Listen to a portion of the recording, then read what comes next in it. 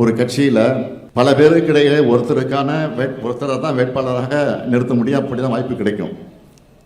எத்தனையோ தொண்டர்கள் உழைக்கிறாங்க. கூட்டணி கட்சிகளை இவங்க வெற்றிக்காக உழைக்கிறாங்க.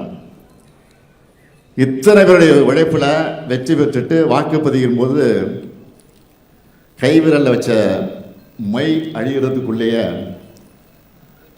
ரிசைன் பண்ணிட்டு ராஜினாமா பண்ணிட்டு இன்னொரு கட்சிக்கு ஆதரவு கொடுக்குறாங்க. ஜனநாயக சக்திகள் நியாயமா இதை கேள்வி கேட்கணுமா வேணாமா?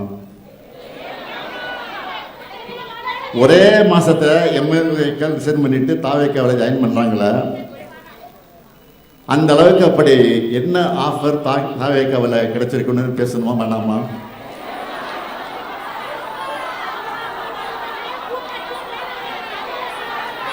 ஜனநாயகத்தை கேலி கூத்தாக்குற அசிங்கமான ஆட்சியா இந்த ஆட்சி இருக்கு. முதலமைச்சர் தான் மேடைக்கு மேடை கான்பிடண்டா இருங்க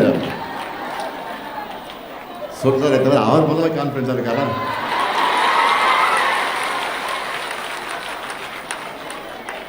அதனாலதான் தீர்ந்து போன சக்தின்னு சொன்னவங்க கூட உறுப்பினர்களை திருடிட்டு இருக்காரு. தீர்ந்து போன சக்தி விட்டே திருடுற இவர் எவ்வளவு காஞ்சி போன சக்தியா இருப்பார்.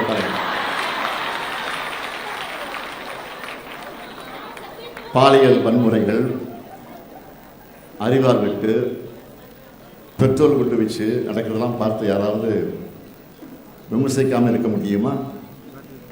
வாக்குறுதிகள் நிறைவேற்ற டைம் தரணும். ஆனால் பொதுமக்களுடைய பாதுகாப்பு பற்றி எப்படி பேசாமல் இருக்க முடியும்?